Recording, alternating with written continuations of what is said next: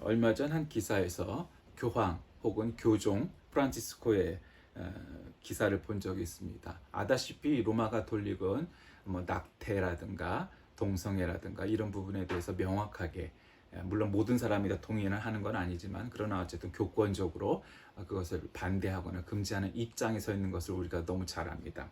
그럼에도 불구하고 그 교종 프란치스코의 말이 저에게는 나름 충격적이었습니다. 왜냐하면 그런 동성애자들이나, 그러니까 소위 성적 소수자, LGBTQ 뭐 이런 TV 이런 해당되는 사람들이 교회에 나와 복음을 들을 수 있도록 기회를 줘야 한다라는 얘기를 하는 거였습니다. 우리나라에서는 천주교가 오히려 진보적이고 개신교가 보수적이라는 인상이 있으나 원래 서구에서는 그렇지 않습니다. 독일의 기독교 민주연합, 흔히 기민당이라고 부르는 그 당은 기독교가 들어가니까 개신교가 굉장히 중심일 것 같지만 그렇지 않습니다. 기민당은 오히려 카톨릭 신자들이 많고, 오히려 사민당은 거의 개신교 신자들이 많습니다. 물론 이제 기민당에도 개신교 신자가 있죠. 여러 총리들이, 훌륭한 총리들이, 메르켈 같은 총리들이 다 개신교 목회자의 딸이었고, 있지만 연합적인 성격이 강하고, 사민당 SPD는 오히려 개신교 신자들이 많은 그런 정당입니다.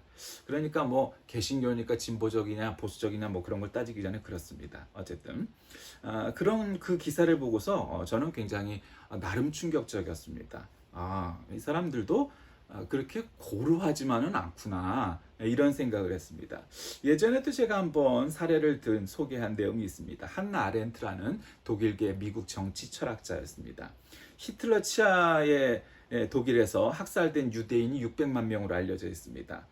근데 우리가 잘 모르는 것이 있는데, 유대인뿐만 아니라 유대인만 600만 명 죽은 것이 아니고 장애인, 집시, 그다음에 성적 소수자들도 학살의 대상이었다는 것을 우리가 기억해야 됩니다.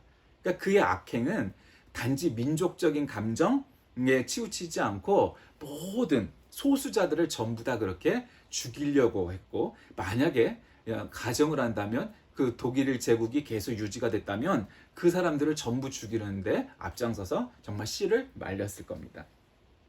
워낙 대규모로 저질러진 학살이니까 수십 년이 지난 지금까지도 계속 새로운 사실이 발굴되기도 합니다. 2003년 9월에 밝혀진 극비문서에 따르면 나치 정권은 2차 세계대전 개전 이듬해인 1940년부터 41년 8월까지 약 1년 반 동안 독일 각 병원에 수용되어 있던 지체장애인, 정신장애인 27만 5천 명을 학살한 것으로 알려졌습니다. 그래서 로스앤젤레스 시몬 바이 센터의 알레이 쿠퍼 소장은 나치 정권은 장애인 학살로 살인 기술을 연마하고 정당화하는 도구로 악용했다, 이렇게 비난합니다. 인간의 탈을 쓰고 어떻게 그럴 수 있느냐. 아까도 말씀드린 한나 아렌트의 예루살렘의 아이히만이라는 책을 보면 잘 압니다. 대부분의 많은 사람들이 아르헨티나로 다 도주를 했는데 결국 붙잡혔습니다. 1960년도에. 그래서 이 아돌프 아이히만이 예루살렘에서 법정에 쓰여졌는데, 그때 이제 미국의 뉴욕타임스에서 이 한나 아렌트를 특별 기자로 임명해서 이것을 취재하고 자신의 평가를 갖다 좀 써달라고 부탁을 했습니다. 이 아돌프 아이히만은 독일 나치 친위대의 중력으로 2차 세계대전 중 유대인을 학살한 혐의를 받은 전범이었습니다. 독일이 패망할 때 아르헨티나로 도망쳐 정착했고, 거기서 15년간 숨어 지내다가 1960년 이스라엘 비밀 조직 모사드에 체포되어서 이스라엘로 압송됩니다. 그리고 61년 4월 11일부터 예루살렘 법정에서 재판을 받고 그해 12월 사형 판결을 받았으며 62년 5월 교수형에 처해진 사람입니다. 이 미국의 정치 철학자 한나 아렌트는 뉴요커라는 잡지의 특파원 자격으로 이 재판 과정을 쭉 취재해서 예루살렘의 아히만이라는 책을 쓰면서 거기서 악의 평범성이라는 개념을 제시합니다. 그러니까 그 내용은 저번에도 소개했듯이 그런 겁니다. 이 아이히만이 굉장히 헌칠한 체격에 점잖고 아주 모범적인 가정의 가장이었다는 겁니다. 그리고 그가 항변한 것은 그가 정말 그렇게 믿고 있었던 거예요. 거짓말을 한 게 아닙니다. 우리는 이제 정치인들이 거짓말을 하는 걸 많이 보죠. 이 사람은 확신범이었습니다. 거짓말이 아니라 자기는 공무원으로서, 군인도 공무원이니까 공무원으로서 국가에서 지시한 일을 한치도 아낌없이 했다. 심지어는 국가가 자기 어머니를 쏘아 죽이라고 했어도 자기는 했을 것이다 라고 말을 합니다. 그 확신에 차서. 그 자기는 그저 공무원으로서 국가 공무원으로서의 역할을 감당했다는 겁니다. 그래서 사람들이 히틀러 같이 그 어마어마한 상상하지도 못하는 악을 저지르는 사람들은 정말 저거는 아주 정신분열증서부터 아주 그냥 일상생활에서부터 보통 사람들과 전혀 다를 거라고 추측하고 영화나 드라마에서 그려지는 것처럼 모든 사람이 다 사이코패스인 것처럼 우리는 그렇게 추측을 하지만 그렇지 않았다는 겁니다. 아주 평범한 가정에 좋은 아버지, 좋은 남편으로서 감당하고 있었는데 이 사람이 밖에 나가서 일할 때는 눈 하나 깜빡 안 하고 그 600만 명 이상의 사람들을 죽이는데 앞장선 그런 사람이었고 본인 양심으로도 하나 거리낄 게 없었다는 겁니다. 그러면서 그는 누구를 미워하지도 사랑하지도 않았다. 아이만은 자신의 임무를 수행한 것이다. 유대인들을 죽일 때 그는 임무를 충실히 수행했다. 이렇게 기록하는 겁니다. 그럼 아이히만의 죄는 뭐냐? 한나 아렌트가 말하기를 생각하지 않은 죄였습니다. 우리가 국가 공무원이고 군인이고 경찰이고 공무원이고 간에 뭐든지 자기의 역할이 있죠. 그것이 꼭 불법적이거나 이런 일이 없다고 말할 수는 없어요. 모든 사람에게 그런 요소는 있기 마련이죠. 부당한 요구를 들어야만 하는 부하일 수도 있습니다. 그럼에도 불구하고 그저 제도나 사상의 문제가 아니고 사람을 죽인다는 건 그거는 윤리적으로 납득할 수 없는, 용서할 수 없는 겁니다. 그러므로 아이만의 죄는 생각하지 않은 죄다. 이렇게 말을 합니다. 그는 자신에게 주어진 책임, 즉 기술적인 일만 성실히 수행했을 뿐이지 그 성실과 그 충성이 정당한 것으로 바꿀 수는 없다라는 거죠. 또 얼마 전에 역사 프로그램에서도 그런 내용이 나왔습니다. 거기에 한 독일에서 역사를 전공한 교수가 나와서 말하기를 여전히 전 인류를 경악시키는 이 홀로코스트에 대해서 나치 전범의 모든 것을 낱낱이 파헤치면서 히틀러와 그 몇몇 측근만으로 600만이 넘는 숫자를 죽일 수 있을까? 소위 살인을 산업화해서 그렇게 죽일 수 있었을까? 그렇지 않다는 겁니다. 훨씬 많은 사람들, 심지어는 히틀러에게 투표를 하고 표를 던졌던 독일 국민 전체, 그리고 독일 국민뿐만 아니라 전 세계 모든 양심을 가진 사람들이 인간이라면 그와 같은 일들을 당했을 때 얼마든지 그런 일을 저지를 수 있는 가능성이 있다라고 말을 하는 겁니다. 훗날 재판을 받던 나치 전범 중에는 전쟁 중에는 끔찍한 일이 벌어지기 마련이다. 그러니 이것은 별거 아닌 일이다. 이렇게 말을 하는 사람도 있었습니다. 그러므로 우리는 여기서 무엇을 깨달을 수 있습니까? 물론 어떤 사람은 그렇게 말하죠. 나치 시대에 독일의 경제가 아주 폭발적으로 1차 세계대전으로 멸망했던 독일을 아주 다시금 세계 초강대국으로 만든 것이 히틀러다. 그러니까 히틀러는 위대한 인물이다. 이런 논리를 펴니다. 또 말도 안 되죠. 상식적으로. 그건 초등학생만 돼도 알 수 있는 일입니다. 아무리 그의 능력이 탁월하다 한들, 아무리 경제 성과가 있다 한들 그가 저지른 이 잔악무도한 비인간적인 전쟁 범죄에 대해서 면죄부를 줄 수는 없는 노릇입니다. 그건 그저 상식 수준에서 판단할 수 있는 거죠. 모든 사람에 대해서. 지금 우크라이나전도 그런 거죠. 전쟁을 할 입장이나 전쟁의 뚜렷한 명분 없이 하니까 세계가 들고 일어난 겁니다. 그럼 그런 나라들만 그러냐? 미국도 그런 적이 많아요. 그레나다 침공이라든가 아프가니스탄이나 베트남이라든가 여러 문제에 있어서 굳이 개입하지 않아도 될 전쟁을 명분 없이 들어가서 결국 패배하고 나온 경우도 많죠. 자, 오늘 저는 사무엘상 8장을 통해서 우리에게 주시는 하나님의 말씀, 왕의 제도를 가르치라, 이런 제목으로 말씀을 나누고자 합니다. 왕을 세워 우리를 다스리게 하소서. 이스라엘 장로들이 사무엘을 찾아갑니다.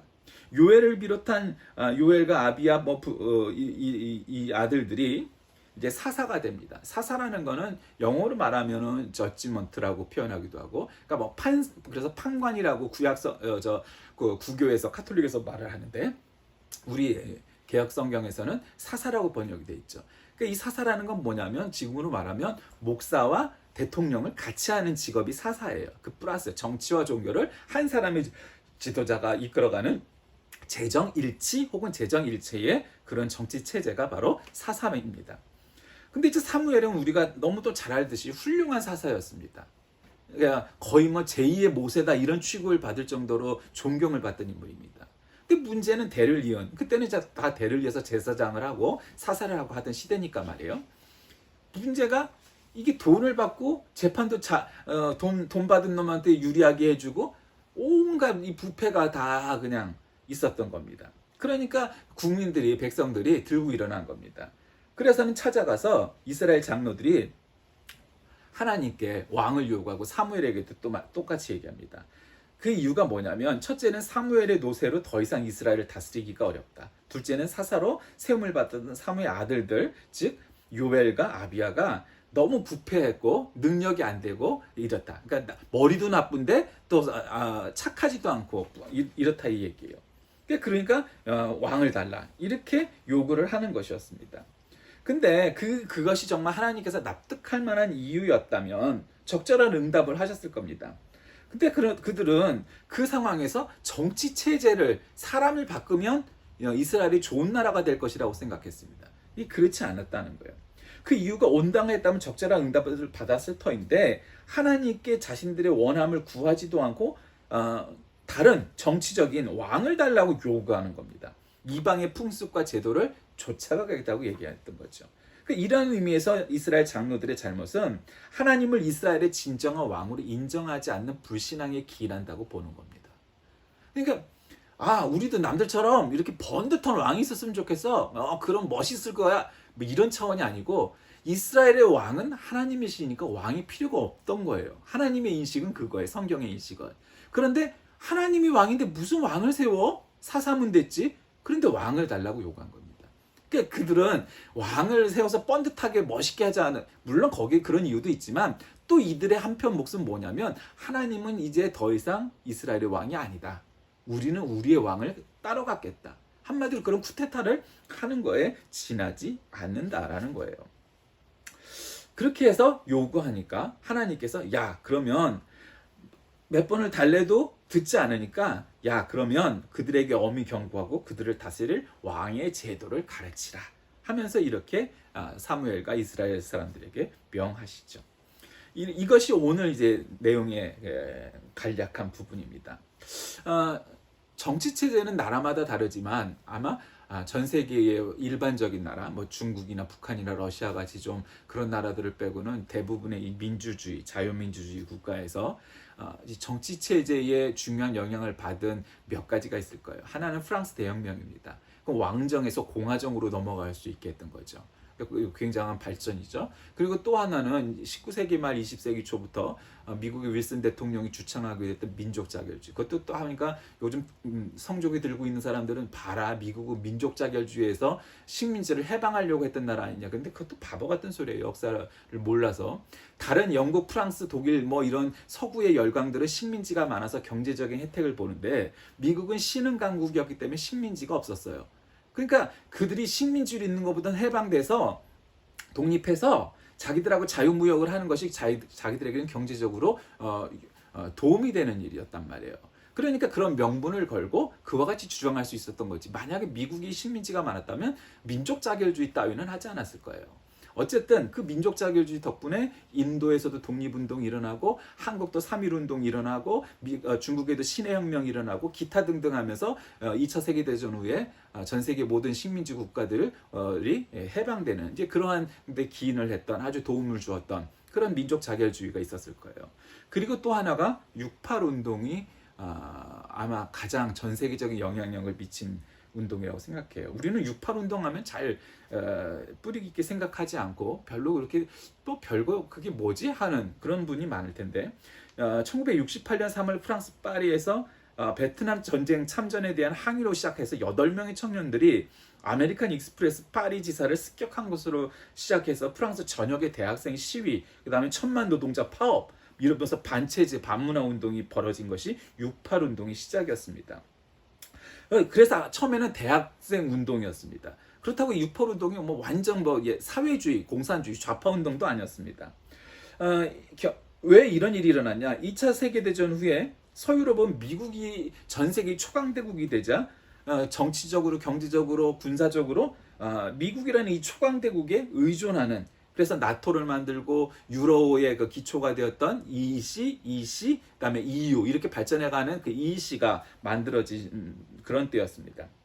그 이전에는 영국, 프랑스가 세계를 주물르던 나라인데 2차 세계대전이 끝나니까 미소 양강 체제로 이제 그런 전환되는 그런 기간이었습니다.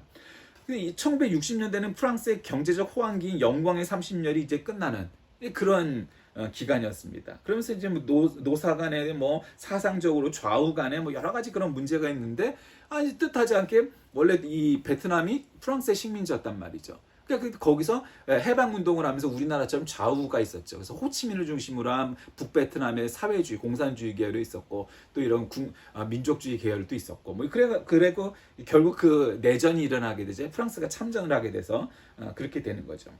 또 서독 또한 2차 세계대전 패망 후에 놀라운 경제 성적, 즉 라인강의 기적이라는 것을 일으키면서 아주 굉장히 발전하는 나라가 되기 시작을 하죠.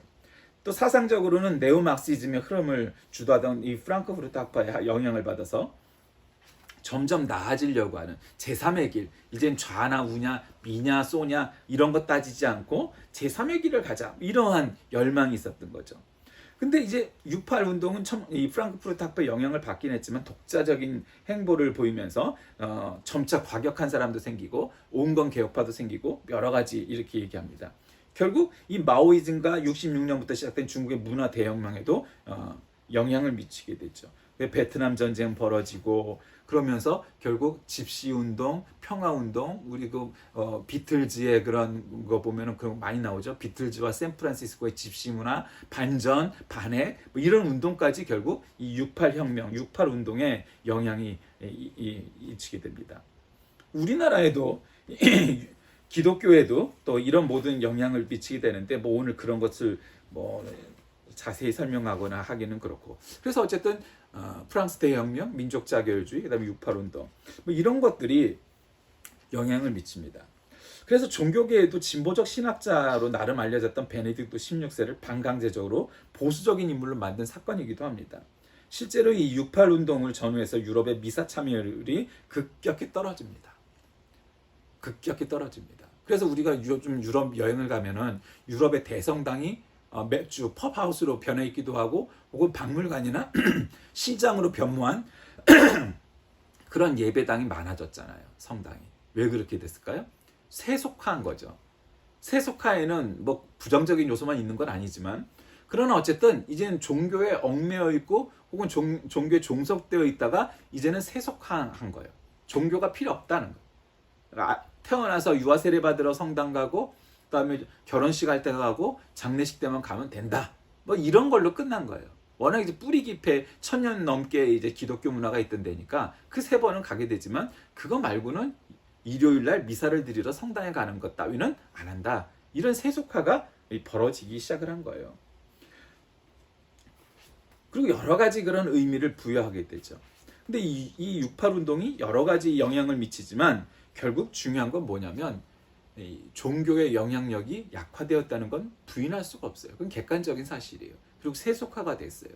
근데 이제 우리나라는 이 68 운동의 영향을 그다지 많이 받은 나라는 아니에요.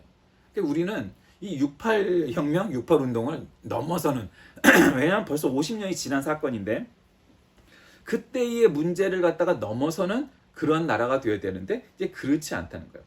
자, 다시 본문으로 돌아갑시다. 이스라엘 백성들이 왕을 요구했던 이유가 뭘까요?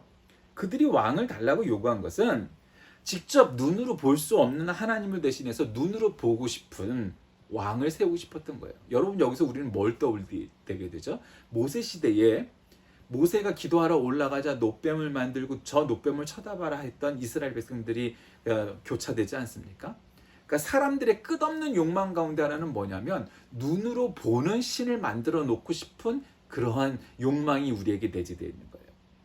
그래서 어떤 종교는 불상을 만들고 어떤 종교는 뭐를 만들고 자꾸 눈에 보이는 뭔가를 만들려고 하는 거예요. 근데 성경은 우리에게 뭐라고 말해요? 그것들은 다 우상이 있는 거예요. 우상이 될 수밖에 없는 거예요. 그래서 그나마 이슬람의 철저한 신앙은 그렇지 않죠. 여러분, 거기 가면 십자가가 있어요? 뭐가 있어요? 아무것도 없는 벽만 있어요. 우리는 그래도 교회는 십자가라도 달아놓기도 하잖아요, 대체로. 근데 이 무슬림들은 이 이슬람 회당에 그런 걸 만들어 놓지도 않아요. 그냥 벽만 있는 거예요. 오직 방향만 메카를 향하고 있는 거예요. 그러니까 눈으로 보고 싶은 왕을 세워서 어찌하겠다는 거냐? 이제는 하나님 필요 없다 이렇게 얘기하는 거예요. 여러분 이거는 불신앙에 기인하는 겁니다. 그럼 오늘날은 그렇지 않을까? 그렇지 않아요. 오늘날 한국 교회가 그리고 뭐 대부분 뭐 다른 현대 교회들이 다 마찬가지지만 하나님을 대신해서 목회자나 혹은 장로들이 하나님을 대신하려고 하는 경향들이 많지요. 그리고 무슨 교권, 뭐 금권, 뭐 여러 가지가 정치의 여러 가지 문제처럼 교회 안에도 똑같은 문제들이 내재되어 있어요. 왜 그럴까요? 그 교회의 주님이 하나님이 아니시기니까 그렇게 되는 거죠. 우리는 교회뿐만 아니라 국가의 주인도 하나님이심을 고백하는 거예요. 그래서 옛날에 이명박 대통령이 서울시를 하나님께로 했다가 생날림 내서 지금까지도 욕먹고 있는데 그 사실 자체가 잘못된 건 아니에요. 그런 신앙적인 혹은 종교적인 수사를 정치판에서 했다는 것이 문제가 될 소지가 있었던 것뿐이지 그 개념과 의미는 잘못된 건 아니었어요. 뭐 그러나 어쨌든 잘못을 저질렀지만 다른 걸로. 결국 하나님을 대신할 그 자리, 하나님 말고 그 자리를 치환해서 거기에 정치든 종교든 뭐 돈이든 뭐 다른 걸 거기에다 하나님 대신 세우고 싶은 그런 불신앙이 우리에게는 존재하는 거예요. 뭔가 눈에 보이는 뭔가를 자꾸 만들고 싶어 하는 거예요. 그래서 결국 예수를 믿는 그리스도인이란 건 결국 뭐냐? 눈에 보이는 무언가를 만들려고 하지 않고 모든 것의 주인이신 주님이신 하나님이 우리의 왕이시고 우리 주인이시고 우리의 구세주이시고 해방주이시라는 것을 고백하는 것이 필요한 겁니다.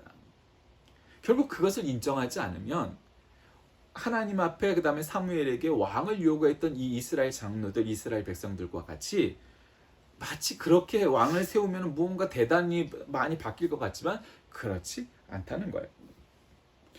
더군다나 이 이스라엘 장로들 사이에 오늘 이제 본문 읽은 데는 나와 있지 않지만 쭉 읽어보면 암투가 벌어지고 있어요. 그러니까 정치 다툼, 정치 투쟁, 정치 전쟁이 벌어지고 있었다는 거죠. 그러니까 그 아들들이 당연히 받아야 되는 거예요. 사사는 원래 그렇게 대를 이어서 하는 거잖아요. 뭐 제사장이나 사사나. 근데 그 아들들이 제 몫을 못 하는 거예요. 그게 결국 뭐예요? 이게 원래대로 했으면 민주당이 아마 6대4 정도로 이겼어야 될 투표인데 그렇게 안 된 까닭이 뭐예요? 이 민주당이 교만해졌잖아요. 그래서 지 멋대로 선택을 하는 거죠. 국민들이 180석을 만들어주니까 이 어깨에 힘이 들어간 거죠. 그래서 말도 안 되게 조국을 끝까지 조국 지키려다 조국을 잃어버리는 거기서부터 출발을 하는 거예요. 그냥 부동산 정책 지 멋대로 뭣도 모르고 잘못하고 교만에 빠져서 결국 6대4로 이겨야 될 싸움에서 결국 5대5로 끝나버리고 지게 됐죠. 1% 차이가 안 되게. 교만해서 그런 거예요. 이 사무엘의 아들들처럼 그렇게 제 본분을 망각하고 제 역할을 못하고 그 아들들처럼 지 멋대로 부정부리 부패해버린 거예요. 그래서 결국 선거에서 지게 된 거죠. 결론적으로는 우리의 왕이 누구신가? 왕의 제도를 가르치라는 건 뭐냐면 다른 나라 왕들 우리가 잘 알잖아요. 왕정과 공화정의 차이가 뭐예요? 공화정은 백성들이 국민들이 야 우리의 의견은 이겁니다 이렇게 하고 투표를 하고 그 사람을 뽑으면 그 선출된 권력이 백성들의 국민들의 뜻에 따라서 나라를 갖다가 통치하고 정치를 하는 그것이 공화정이에요.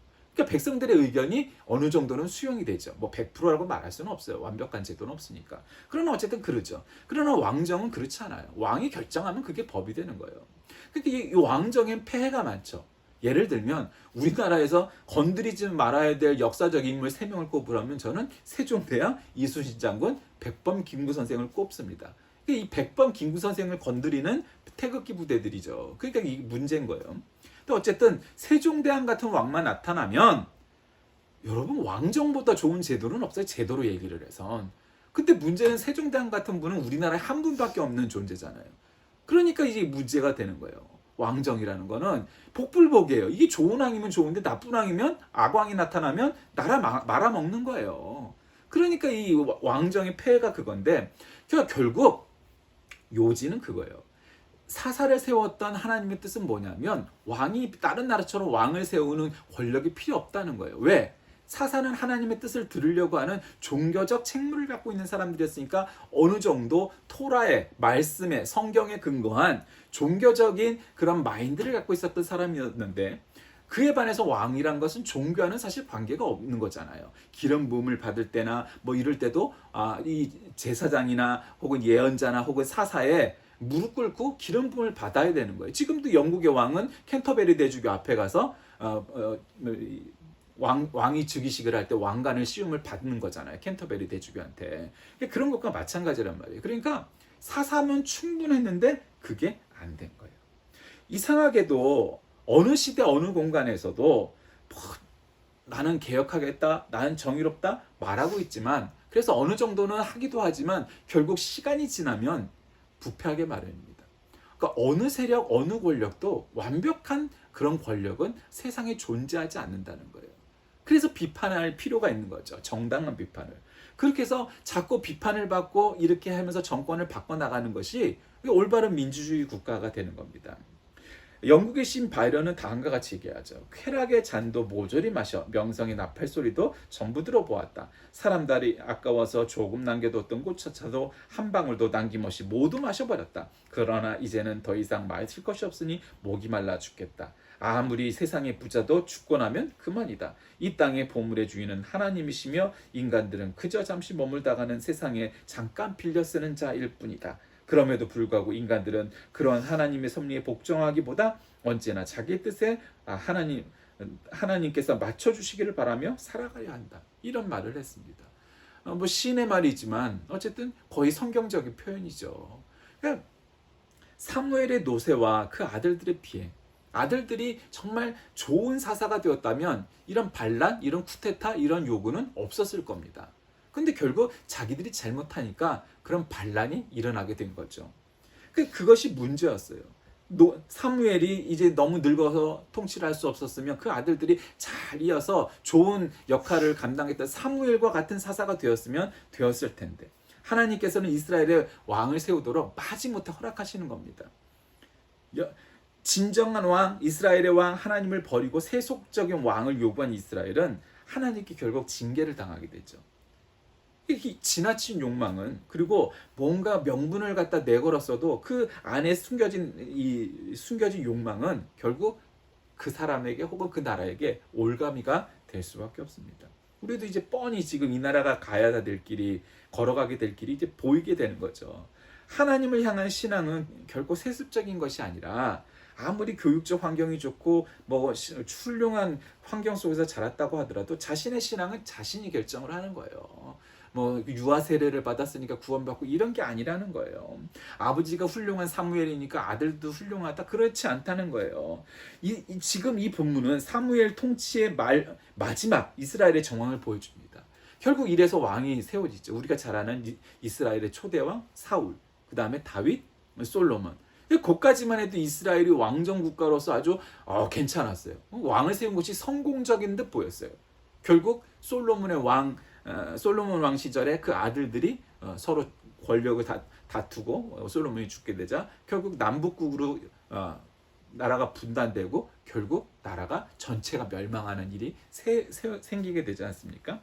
그러니까 결국 하나님이 왕정을 원하신 게 아니에요. 인간의 왕을 요구했던 이스라엘은 마침내 소원대로 왕을 얻었습니다. 그래서 성공한 듯 보였어요. 그러나 이는 이스라엘 백성들에게 행복의 시작이 아니라 불행과 고통의 시작이었어요. 역사에는 가정이 없지만 왕을 세우지 않고 훌륭한 사사로 계속 대를 이었다면 얼마나 좋았겠습니까? 그런데 그렇지 않았다는 거예요. 하나님의 통치를 거부하고 인간의 지배를 받기 원했던 이스라엘은 마침내 인간 통치자의 압제로 인해서 많은 고통을 받고 결국 나라도 잃고 민족도 세계 곳곳에 뿔뿔이 흩어져서 약 2000년 동안 나라 없는 백성, 나라 없는 민족이 되고 많은 불행을 시작한 것이 여기서부터 출발했다고 봐야 되는 겁니다. 말씀을 정리합니다.